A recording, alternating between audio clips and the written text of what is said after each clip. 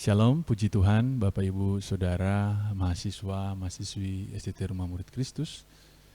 Hari ini kita akan membahas topik tentang mata kuliah hermeneutika, dan kita akan memulai dengan mengenal apa itu hermeneutika sebenarnya. Ini adalah sebuah istilah yang muncul seringkali di dunia teologi, tapi sebenarnya istilah ini sudah ada sebelumnya di kurang lebih abad ke 500 sebelum Masehi, dipopulerkan oleh seorang yang bernama Plato dan muridnya Aristoteles. Ketika itu hermeneutika muncul sebagai sebuah ilmu bagaimana menafsirkan atau mengimplementasikan atau menangkap atau menyimpulkan sesuatu yang berhubungan dengan hal yang bersifat logis atau kognitif atau pemikiran. Nah, perlu kita mengenal hermeneutika ini dari etimologinya atau akar katanya atau asal kata dari hermeneutika itu sendiri. Dan menarik sekali, hermeneutika ini diambil dari nama seorang dewa Yunani yang bernama Hermes. Nah, dewa Hermes ini adalah dewa yang kalau Bapak Ibu Saudara pernah melihat ada superhero yang terkenal di Hollywood namanya Flash. Artinya dia mereka terinspirasi dari dewa yang namanya Hermes yang artinya kecepatan, dan dewa ilmiah ini dewa ini dikenal sebagai dewa ilmiah atau dewa yang membawa ilmu atau membawa satu kebenaran atau satu penemuan atau satu karya dari dewa Zeus kepada bangsa Yunani. Jadi diambilnya dewa Hermes sebagai akar kata dari kata hermeneutika ini karena melihat bagaimana fungsi dari dewa itu, yaitu menyampaikan pesan atau informasi, menyampaikan satu berita, satu penemuan. Dan ini diungkapkan oleh Plato, salah satu filsuf yang terkenal di masa itu. Jadi hermeneutik itu diambil dari dewa Hermes yang pertama, dan yang kedua, hermeneutik itu juga menjadi satu serapan dari bahasa Yunani yang dibakukan, yang artinya yang ditulis hermeneu. Hermeneu ini atau hermeneun ini artinya adalah seni menyampaikan suatu pikiran atau keinginan, menjelaskan suatu ucapan, dan menerjemahkan dari satu bahasa ke bahasa yang lain. So sebenarnya ini lebih kepada dari satu objek atau pribadi atau orang atau pikiran seseorang yang disampaikan oleh orang yang kedua kepada orang yang ketiga. Dari yang pemberi kepada penerima pesan ada perantara, dan inilah yang menjadi konsep dari hermeneutika atau yang menjadi dasar sehingga muncul istilah hermeneutika. Jadi yang pertama karena dewa Hermes yang menyampaikan pesan penemuan, karya, seni, dan semacamnya kepada manusia, dan seni menyampaikan suatu pikiran atau suatu ucapan atau terjemahan dari bahasa satu ke bahasa yang lain. Dan seperti yang saya katakan tadi, ini begitu terkenal di masa Plato, namun akhirnya diambil, diterapkan di dalam dunia teologi atau kekristenan pada akhirnya. Jadi itu yang jadi etimologi atau asal usul dari kata hermeneutik itu sendiri. Nah, yang kedua, kenapa sih penting kita untuk belajar hermeneutika? Ya kan, ini kan jadi satu ilmu yang cukup kompleks dan rumit. Apakah memang penting untuk belajar hermeneutika? Yang saya mau katakan di sini adalah hermeneutika itu adalah satu bidang ilmu yang sangat berguna bagi kita, bukan hanya untuk sesuatu yang bersifat kompleks, rumit, sesuatu yang bersifat akademik, tetapi benar-benar dalam kehidupan sehari-hari kita ilmu atau hermeneutika ini menjadi sesuatu yang sangat berguna dan sangat penting bagi kita. Dan sebenarnya kita secara tidak sadar telah menerapkan prinsip-prinsip dari hermeneutika. Sebagai contoh, di slide yang ada, saya menulis satu contoh seperti kalimat begini, awas lubang 200 meter. Nah, kalau misalnya ada sebuah mobil dan ada pengendara, seorang sopir itu dia jalan mengendarai kendaraannya dan melihat papan yang bertuliskan awas lubang 200 meter. Nah, dalam situasinya, dalam kondisi yang atau hal yang dia temui di depannya itu bisa muncul beberapa kemungkinan dalam pemikirannya, dalam pikirannya. Yang pertama adalah dia akan berpikir bahwa ada lubang yang panjang sepanjang 200 meter. Dari kata awas lubang 200 meter. Atau yang kedua, dia akan berpikir bahwa mungkin di ujung jalan, tepatnya dari 0 meter menuju 200 meter, ada lubang di depannya. Jadi ini menjadikan ada berbagai tafsiran, ada berbagai cara merespon dari satu informasi yang masuk. Dari kata awas lubang 200 meter, bisa lubang sepanjang 200 meter, bisa lubang yang ada di jarak 200 meter dari tempat dia melihat papannya, atau lubang yang memang sedalam 200 meter. Atau bisa saja dia berpikir bahwa itu papan yang sudah ada sejak lama dan jalannya sudah diperbaiki. Jadi memunculkan berbagai tafsiran, memunculkan berbagai cara untuk merespon.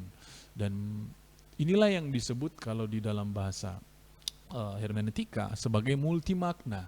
Artinya ada berbagai arti yang bisa muncul ketika kita mendapatkan satu informasi.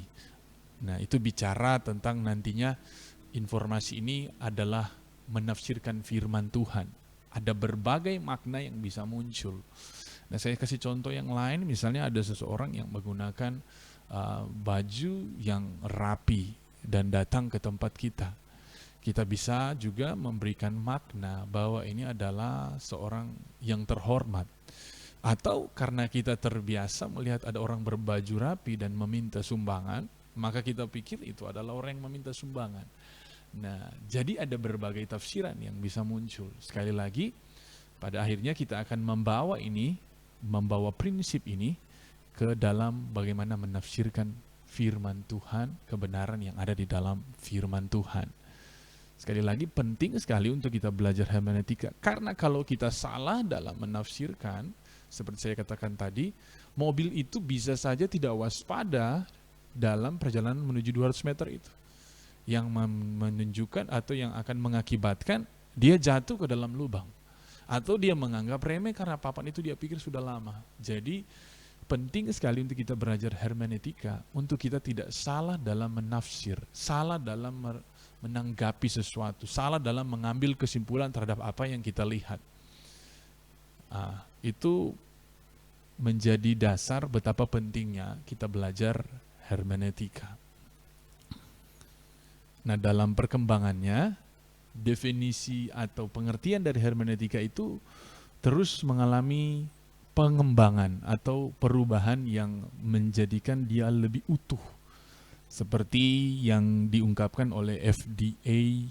Sayre-Mercer dan Wilhelm Dilthey yang berkata bahwa hermeneutik adalah ilmu yang mempelajari tentang komunikasi secara umum, filsafat bahasa, epistemologi, dan teori mengenai karya tulis.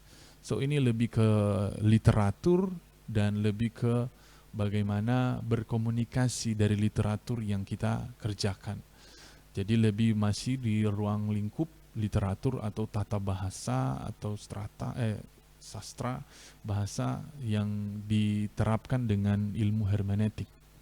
Dan setelah itu, Martin Heidegger dan Rudolf Bultmann mencoba mencari definisi yang lebih tepat bahwa hermeneutika itu adalah soal penafsir, di mana Penafsir merupakan faktor terpenting dalam menafsir.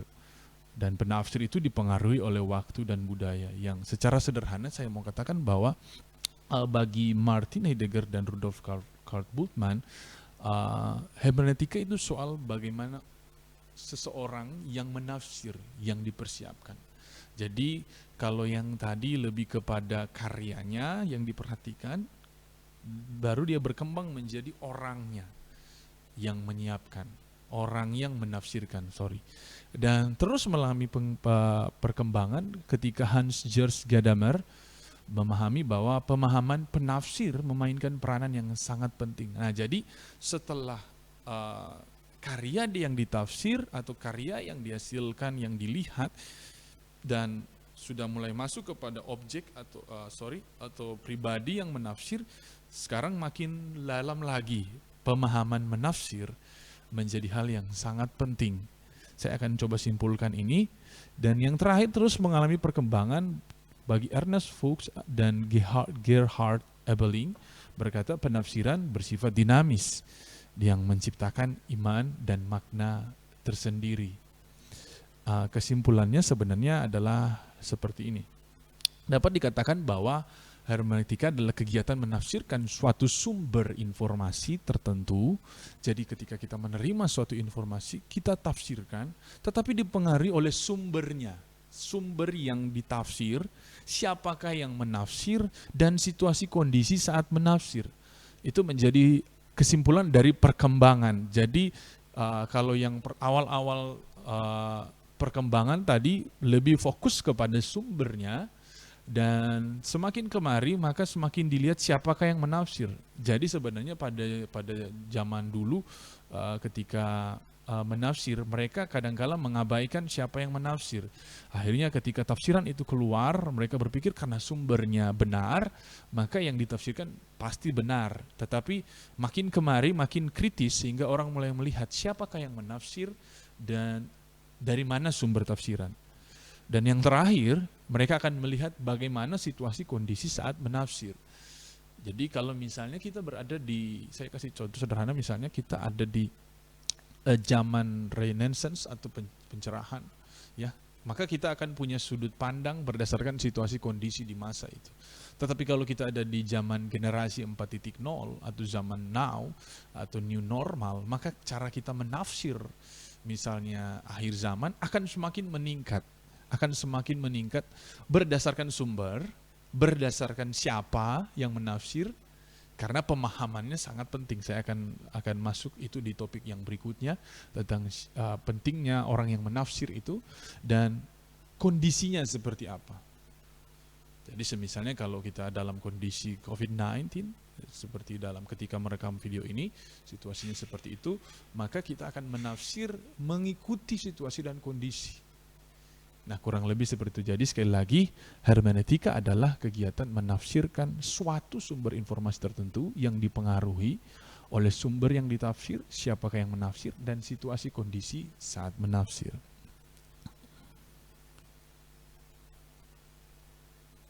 Berikutnya, ada beberapa aspek penting.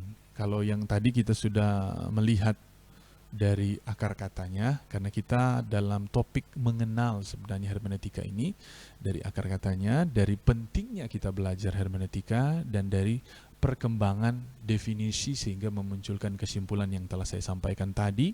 Tetapi kita tidak boleh juga mengabaikan beberapa aspek-aspek penting dalam hermeneutika atau hermeneutik. Yang pertama adalah hermeneutik itu dijadikan sebagai ilmu dan sebagai seni, sebagai ilmu dan sebagai seni.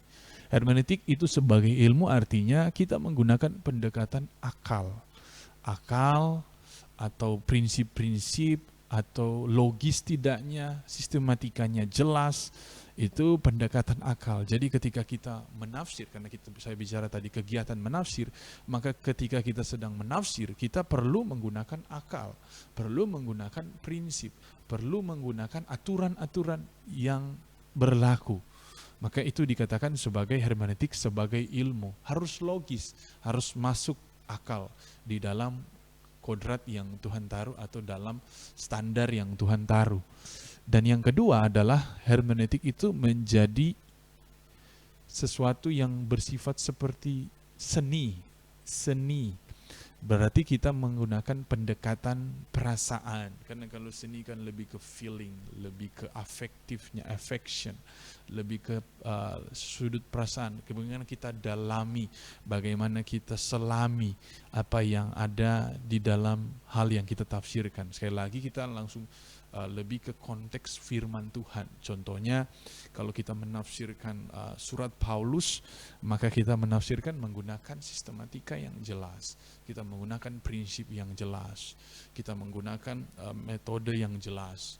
Dan di sisi yang lain kita harus mendekati tafsiran yang kita lakukan terhadap tafsiran Paulus, tafsiran atas surat-surat Paulus menggunakan seni perasaan. Kita harus melihat kedalaman dari apa yang ditulis, kedalaman perasaan, bagaimana situasi perasaannya, bagaimana keadaan ketika dia menulis. Jadi penting sekali untuk kita melihat dari dua sisi ini. Kita tidak boleh mengabaikan ilmu atau prinsip-prinsip dalam menafsir. Seringkali orang terjebak dalam yang kedua, ketika dia terlalu terbawa perasaan dalam menafsir dan mulai mengabaikan ilmu. Dan ada juga yang mengabaikan perasaan dan hanya menggunakan ilmu, akhirnya menjadi kaku. Dan saya bisa simpulkan seperti di dalam slide, ini bicara seperti sebuah lukisan. Sebuah lukisan akan dilihat oleh dua orang. Ketika ada di sebuah museum misalnya, dia dipajang dan ada dua orang yang datang. Yang pertama adalah seorang ilmuwan, dan ketika dia misalnya lukisan Mona Lisa, maka ketika ilmuwan itu datang dan dia melihat, maka dia akan melihat dari pendekatan ilmu. Artinya dia akan melihat komposisi warnanya, dia melihat bahan baku yang digunakan, dia akan melihat umur dari kayunya, dari kanvasnya. Jadi dia akan menggunakan metode-metode yang masuk akal. Dia akan mau cari tahu apakah betul ini karya seni yang agung. Tetapi dia akan melihat dari prinsip-prinsip ilmu atau logis tidaknya. Dia akan mendekati dan melihat warna catnya ini berdasarkan campuran apa. Tetapi ada orang yang kedua. Kalau yang pertama seorang ilmuwan, yang kedua adalah seorang seniman. Dan seorang seniman akan melihat dari sudut pandang keindahan kedalaman. Seringkali kita kalau melihat sebuah lukisan, kita akan bilang begini, kurang menarik lukisan ini. Sepertinya mana nilai mahalnya. Tetapi bagi seorang seniman, harganya bisa begitu mahal, begitu sulit dijangkau oleh orang-orang, bahkan katanya tidak ada harga yang bisa ditaruh dalam lukisan itu. Tapi bagi kita itu hanya sebuah gambar yang ada di kanvas. Kenapa? Karena bagi seorang seniman, dia mampu melihat kedalaman perasaan dari lukisan itu. Dia mampu menyentuh sampai kedalaman apa yang tergambar, apa yang sedang ditunjukkan atau sedang mau disampaikan oleh pelukisnya. Nah, jadi ketika kita menafsir, kita perlu memperhatikan prinsipnya, kejelasannya, dan kita perlu memperhatikan keindahan dan kedalamannya.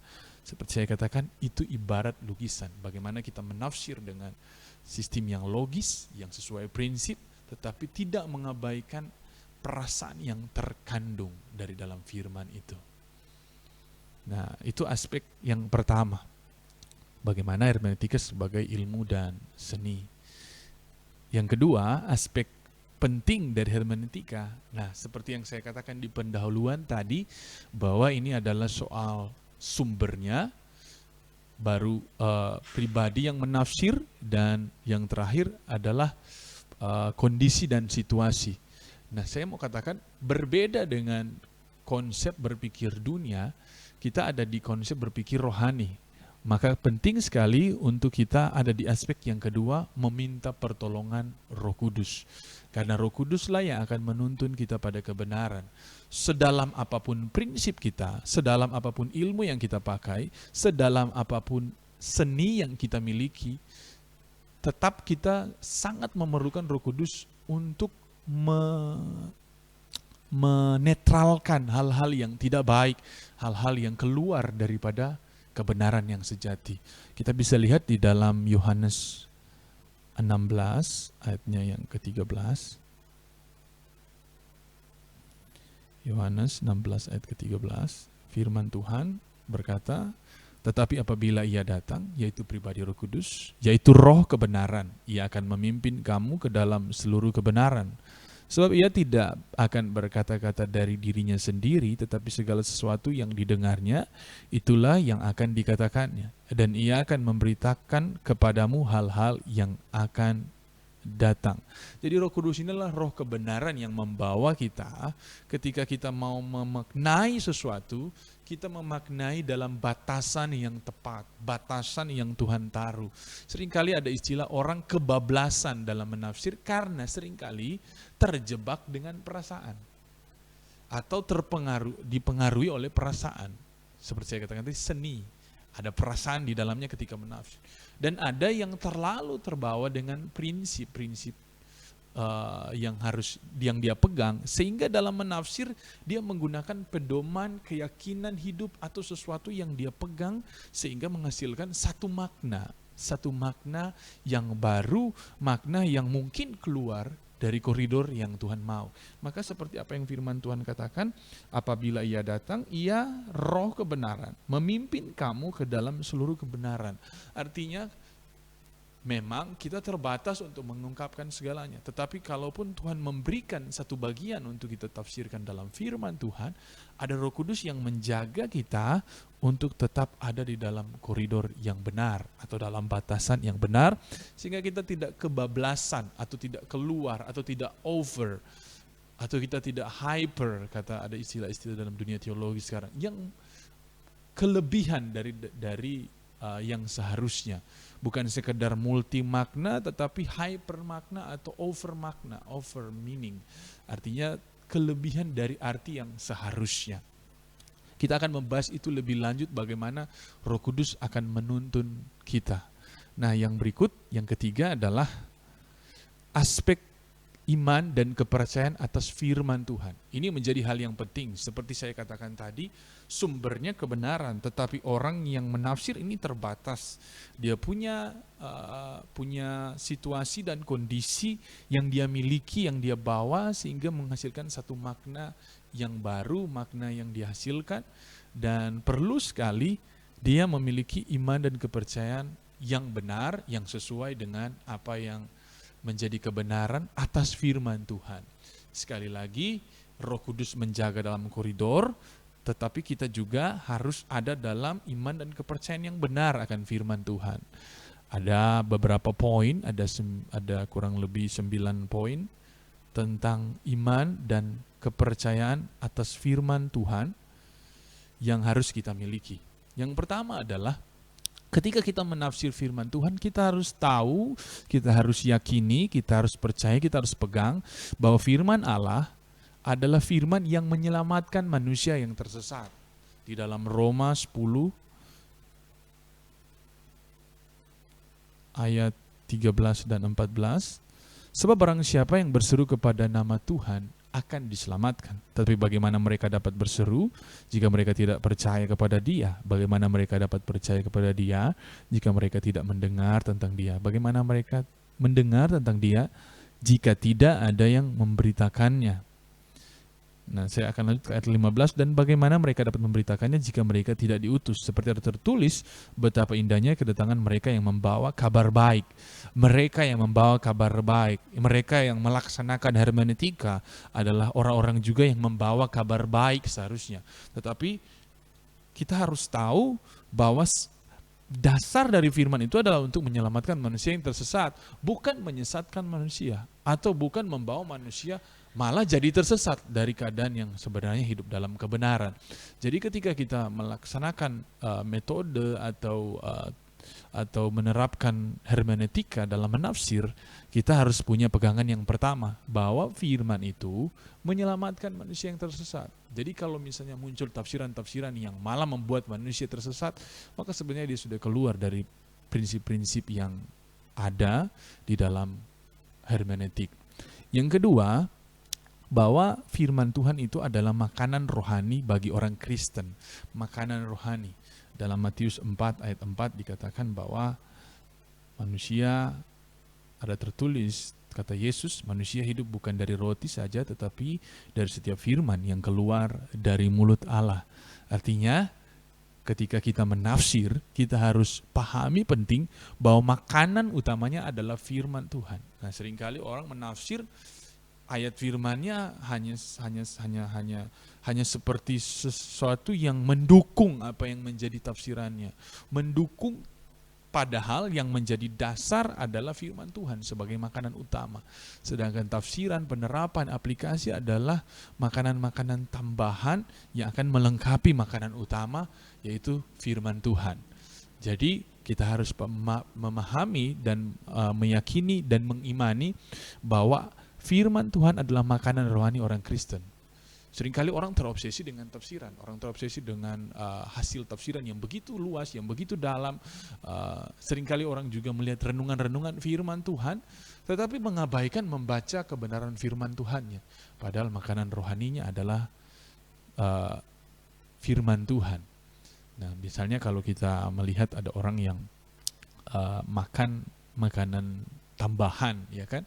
Misalnya dia makan es krim atau makanan-makanan lain yang dia senangi. Tapi kalau misalnya di konteks kita orang Indonesia, kalau belum makan nasi katanya biasanya sakit perut. Jadi kalau kita tidak makan rohani, makanan yang tepat yaitu firman Tuhan duluan, baru udah mulai dengan sesuatu yang kita tafsirkan dengan pemikiran kita, maka kita akan mengalami sakit. Kalau secara jasmani sakit perut, kalau secara rohani kita mengalami sakit di dalam roh kita atau sakit di dalam kerohanian kita. Penting sekali untuk kita tahu dan yakini dan percaya bahwa makanan rohani orang Kristen adalah firman Tuhan. Nah, yang berikut, yang ketiga adalah firman Tuhan itu menjadi petunjuk Allah bagi orang Kristen. Mazmur 119 ayat 105 mengatakan bahwa firman-Mu adalah pelita bagi kakiku dan terang bagi jalanku. Jadi artinya sebenarnya kita dalam menafsir, dalam melaksanakan proses hermeneutika, kita harus meyakini bahwa firman Tuhan menjadi petunjuk Allah bagi orang Kristen untuk mengenal Allah, mengenal firman-Nya, mengenal cara Tuhan dalam bergerak, cara Tuhan dalam berkehendak, dan semua tentang Tuhan. Jadi ketika menafsir dan tidak membawa kita kepada Tuhan dan petunjuk yang Tuhan beri, malah menjadi hal-hal praktis yang tidak perlu, maka kita sudah keluar dari konteksnya. Contohnya, satu kali saya mendengar ada sempat seseorang yang menafsirkan sesuatu, menyampaikan suatu kebenaran firman, tetapi di dalamnya dia selipkan bagaimana cara untuk selfie. Nah, itu kan sesuatu yang agak keluar dari petunjuk Tuhan, ya kan? Nah, itu biarlah menjadi satu hal yang menjadi contoh yang bisa kita pahami bahwa penafsiran itu membawa kita kepada apa yang Tuhan mau, arahan Tuhan. Yang berikut adalah firman Tuhan sebagai senjata rohani orang Kristen. Kita bisa melihat di berbagai ayat, tetapi dari kisah Yesus di pencobaan padang gurun dalam Matius 4 ayat 1-11, Tuhan menjadikan firman Tuhan sebagai senjata rohani melawan iblis. Ingat, melawan iblis bukan lewat tafsiran, bukan lewat pemikiran manusia, tetapi lewat firman Tuhan. Nah, ini menjadi satu hal yang harus diimani dan dipercayai bahwa firman Tuhanlah yang menjadi senjata rohani orang Kristen. Nah, berikutnya, firman Tuhan menjadi dasar teologi agama Kristen atau menjadi konstruksi yang teologi di mana bangunan itu dibangun dengan dasar firman Tuhan. Jadi sedalam-dalamnya tafsiran, seindah-indahnya tafsiran, seideal-idealnya tafsiran, sebagus-bagusnya itu tafsiran, kalau dia tidak menggunakan firman Tuhan sebagai dasar, tetapi menggunakan pemikiran manusia dan filsafat-filsafat kosong, maka dia sedang keluar dari dasar yang seharusnya.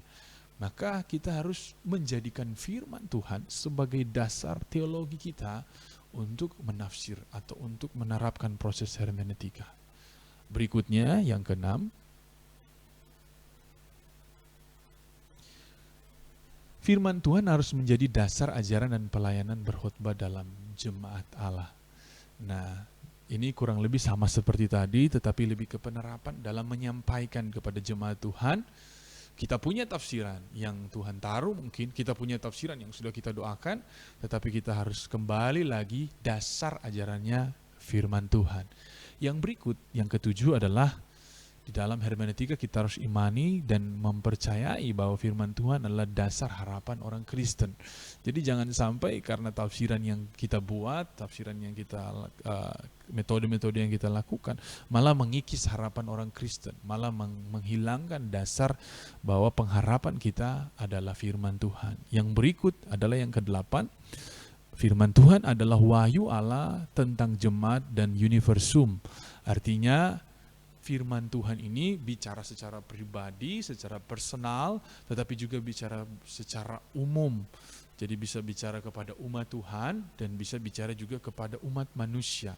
Saya tulis di sini red line of Bible atau garis merah dari Alkitab, bahwa apa yang disampaikan dari firman Tuhan ketika ditafsir itu bukan hanya konteks kepada jemaat saja, kepada umat Tuhan, tetapi Tuhan bisa bicara secara universal, secara umum kepada umat manusia. Dan yang terakhir, firman Tuhan adalah kitab yang sebenarnya sulit dimengerti tanpa Roh Kudus, tanpa metode yang benar. Karena antar abad dan waktu, sesuatu yang disampaikan berabad-abad yang lalu oleh waktu yang panjang sampai ke generasi kita, dan ketika kita menafsir, kita perlu menghormati Alkitab sebagai sesuatu yang sulit dimengerti dalam tanda kutip, maka kita mengambil sikap untuk tidak menafsir secara sembarang. Jadi inilah aspek-aspek dari hermeneutika yang harus kita perhatikan, bahwa hermeneutik itu sebagai ilmu dan seni, hermeneutika juga sebagai sesuatu yang perlu sekali pertolongan Roh Kudus untuk menjaga dalam koridor yang tepat. Dan yang terakhir, iman dan kepercayaan atas firman Tuhan harus benar ketika kita melaksanakan atau menerapkan hermeneutika dalam menafsir. Demikian untuk topik yang pertama ini, kiranya dapat memberkati. Dan yang menjadi aspek yang keempat, aspek yang penting bagi kita untuk diperhatikan ketika kita menerapkan hermeneutik adalah kerohanian dari penafsir. Ini saya sudah singgung dari tadi, tetapi kita akan lebih membuatnya lebih jelas. Jadi ada hal yang harus kita perhatikan dari seorang penafsir. Jadi bukan hanya sumbernya, tetapi pribadi yang menafsir. Yang pertama, dia harus seorang yang sudah dilahirkan kembali. Dilahirkan kembali artinya seorang yang sudah menerima Yesus dan kehidupan lama sudah dia tinggalkan. Nah, seseorang seperti ini, di dalam mata kuliah yang lain akan dijelaskan memang tentang bagaimana seorang yang sudah dilahirkan kembali. Tetapi artinya dia sudah mengalami metanoia, perubahan pola pikir, dia sudah dijamah oleh Roh Kudus sehingga dia hidup dipimpin oleh Roh Kudus. Nah, orang yang masih tercemar di dalam kehidupan yang lama akan sulit menafsir dengan cara yang benar. Jadi yang pertama, dia harus jadi seorang yang sudah dilahirkan kembali. Yang kedua, dia harus menjadi seorang yang memiliki sikap dan motivasi yang benar. Motivasinya, sikapnya ketika dalam menafsir harus benar. Yang pertama, dia menjadi orang yang rindu akan firman Allah. Dia benar-benar menjadi orang yang cinta akan firman Tuhan. Ketika dia menafsir bukan berdasarkan mencari kesalahan dari Alkitab, bukan karena motivasi untuk menyelidiki agar kepuasannya akan pengetahuan bisa terpenuhi, tetapi benar-benar dia menjadi orang yang cinta akan firman Tuhan. Yang berikut, dia menjadi seorang murid. Artinya dia memahami konsep otoritas, bahwa dia adalah yang mengikuti Tuhan, bukan Tuhan yang mengikuti dia. Di dalam Yesaya 50 ayat 4, kita baca firman Tuhan. Yesaya 50 ayatnya yang keempat. Tuhan Allah telah memberikan kepadaku lidah seorang murid, supaya dengan perkataan aku dapat memberi semangat baru kepada orang yang letih lesu. Setiap pagi ia mempertajam pendengaranku untuk mendengar seperti seorang murid. Artinya perkataan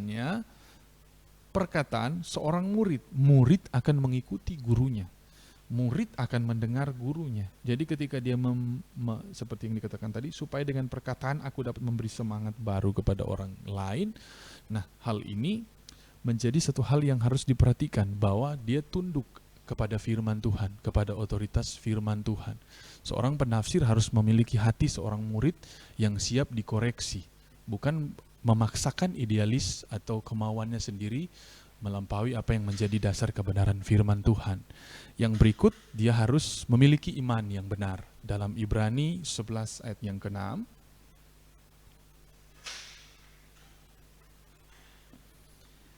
tetapi tanpa iman, tidak mungkin orang berkenan kepada Allah. Sebab barang siapa berpaling kepada Allah, ia harus percaya bahwa Allah ada. Bahwa Allah memberi upah kepada orang-orang yang sungguh-sungguh mencari Dia. Jadi dengan iman, seorang penafsir akan melihat apa yang benar-benar harus dia lihat. Jadi kalau dia bukan orang yang percaya kepada Allah dan dia menafsir, maka yang terjadi tafsiran yang dihasilkan adalah sesuatu yang salah. Jadi tanpa iman tidak ada perkenanan. Tanpa iman kita tidak bisa melihat apa yang benar. Apa yang benar-benar harus kita lihat. Jadi seorang penafsir harus memiliki iman yang benar kepada Yesus Kristus.